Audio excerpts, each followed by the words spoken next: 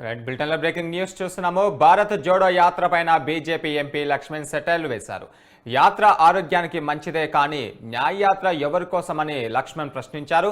ఇక దేశంలోనే 140 కోట్ల జనాభాను కాంగ్రెస్ తిరస్కరించారని లక్ష్మణ్ విమర్శలు గుప్పించారు. ప్రధాని నాయకత్వంలో దేశం అభివృద్ధి చెందుతుంటే కాంగ్రెస్ ఓర్వలేకపోతుందని మండిపడ్డారు. ఇక న్యాయ యాత్ర రాజకీయం మాత్రమే మరేమీ కాదు అని లక్ష్మణ్ సెటైర్లు వేశారు.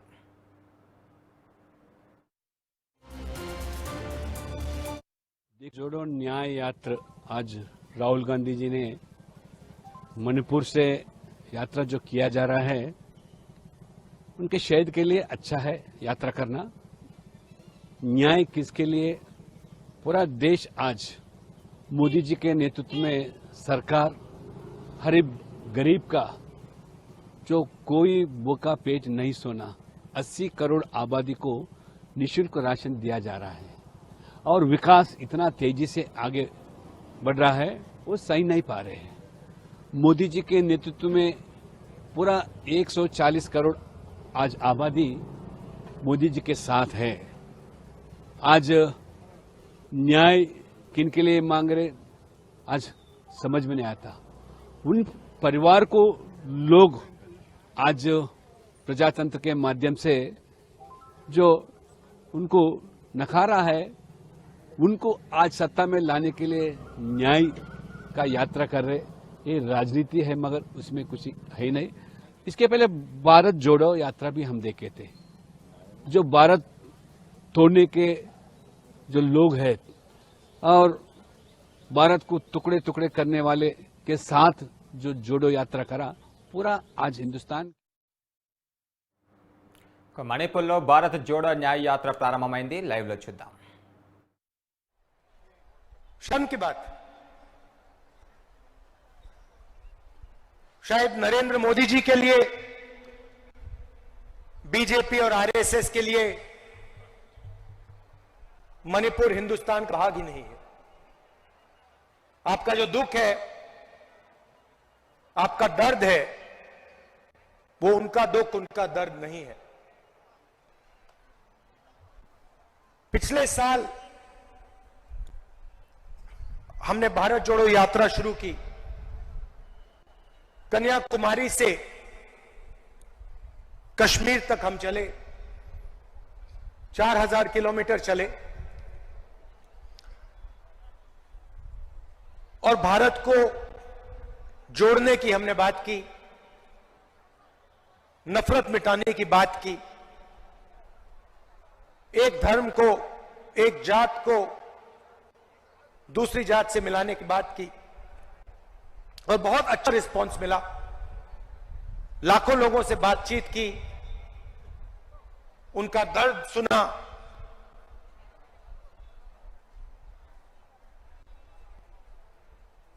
मुश्किल था मगर बहुत अच्छा लगा। लोगों ने कहा कि कन्याकुमारी से कश्मीर तक यात्रा की है तो फिर ईस्ट से वेस्ट में यात्रा होनी चाहिए। और मैं चाहता था कि जैसे हमने पैदल यात्रा की कन्याकुमारी से कश्मीर, वैसे ही हम ईस्ट से वेस्ट पैदल यात्रा करें। मगर चुनाव का समय है और उसमें हमें थोड़ा ज्यादा समय लगता, इसलिए कांग्रेस पार्टी ने, हमने निर्णय लिया कि ये बस यात्रा होगी, हाइब्रिड यात्रा होगी, बस यात्रा होगी, पैदल यात्रा होगी। सवाल उठा कि ये यात्रा शुरू कहां से होनी चाहिए। कोई लोग कह रहे थे कि वेस्ट में शुरू होनी चाहिए, कोई कह रहे थे ईस्ट में शुरू होनी चाहिए। और मैंने साफ कहा कि अगली भारत जोड़ो यात्रा सिर्फ मणिपुर से ही शुरू हो सकती है और कहीं से नहीं शुरू हो सकती।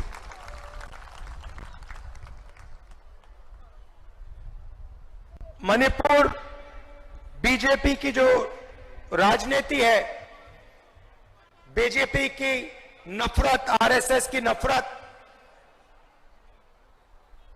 उनका जो दृष्टिकोण है, उस विचारधारा का मणिपुर एक चिन्ह है।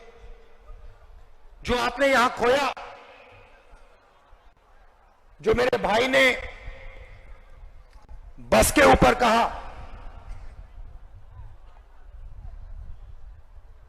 कि we have lost what is most precious to us. You have lost it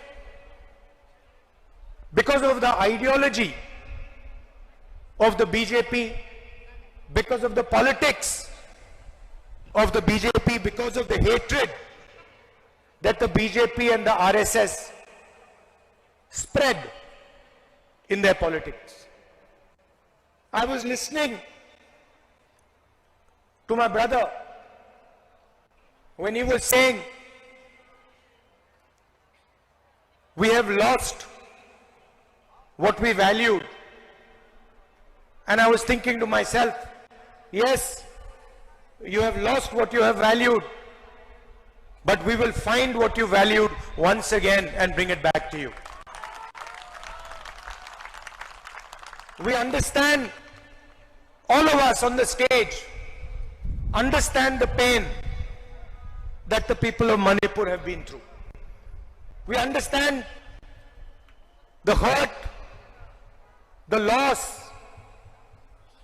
the sadness that you have been through. And we promise you, we commit to you that we will bring back what you valued. We will bring back the harmony, the peace, the affection that this state has always been known for. Question arises, why Nyaya Yatra? Because we are going through a period of great injustice in India. Social, economic, and political injustice. Injustice against the people of Manipur, the traditions of Manipur, but also injustice across the nation. Economically, monopolies are being built. Few people are getting access to all the wealth of the country. One or two businesses have their fingers in everything, and the large majority of businesses, small and medium businesses, are being destroyed. Huge levels of unemployment, massive price rise is what the whole of India is facing. On the social side, the large mass of India's people, the lower castes, Dalits, tribals, simply do not have a say in the governance system of the country. I have given example upon example of how the large mass of our people are excluded from the political system, from the governance system. So these are the issues that the Bharat Chodo Nyaya Yatra is going to raise. But this is less about us and more about you. Bharat जोड़ो यात्रा में हम शुरू करते थे, 6 बजे शुरू करते थे और 7 बजे रात तक हम चलते थे। हमारा भाषण 20-25 मिनट का होता था। शाम को हमारा एक भाषण होता था, मगर 7-8 घंटे हम आपकी बात सुनते थे, किसानों की, मजदूरों की, छोटे दुकानदारों की, महिलाओं की, युवाओं की। और यही इस यात्रा का लक्ष्य है। हम ज्यादा बोलना नहीं चाहते हैं, हम आपको अपनी मन की बात नहीं बताना चाहते हैं, हम आपकी मन की बात सुनना चाहते हैं, आपका दर्द समझना चाहते हैं और आपके साथ हिंदुस्तान का अगला जो विजन होगा, हिंसा का नहीं, नफरत का नहीं, मोनोपोलीज का नहीं, मगर हार्मोनियस, इक्विटेबल और भाईचारे का विजन हम आपके साथ मिलकर, आपकी आवाज सुनकर वो हम हिंदुस्तान के सामने रखने जा रहे हैं। एक बार फिर आप आए, दूर दूर आए, शाम का समय है, आपको यहां